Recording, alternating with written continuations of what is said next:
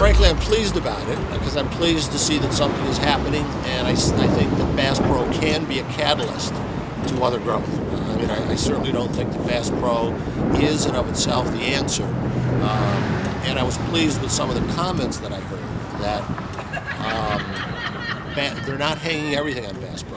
I mean, Bass Pro certainly can be an anchor to the area, but that's going to be a draw for other businesses that will grow up around Bass Pro and develop the waterfront. I think it does need some kind of leadership and some kind of coordination.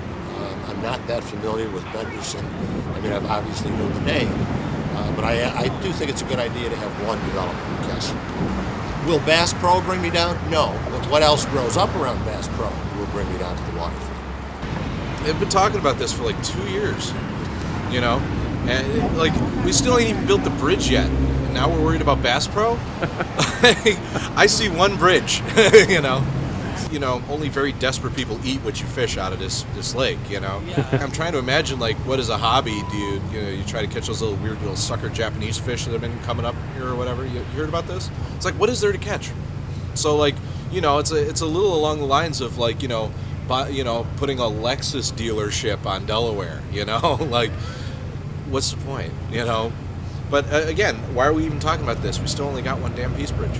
I mean, I like the waterfront, don't get me wrong, but, you know, I don't fish it, you know, and I don't see a lot of people who do. I mean, they do, and they seem to enjoy that, but I don't really think they need a super megalomart, and I don't think people are going to come from out of state to stay at a super megalomart next to a hotel or whatever it is they're planning to build there.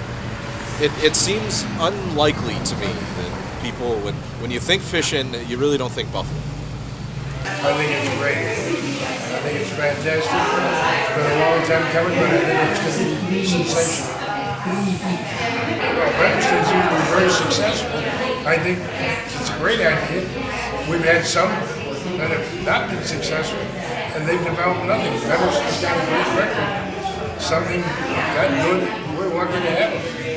That, the HSBC, and I hope eventually again we just anything to stimulate that flow. With the new housing, the new restaurants, everything to do anything, theater, anything to stimulate. Well, I didn't know how long awaited it was. I was kind of excited when I heard plans fell through for that. I'm not a big fisherman, so I can't really say that that's going to be a place that I'm going to go visit often. I guess on the upside, my mom and I were talking about it, and if it can be, you know, a place that brings more families downtown, sort of like a Navy Pier-esque kind of center, then I guess that could be a positive thing.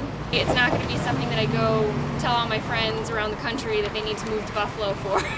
I have to admit, I'm kind of hoping it falls through again.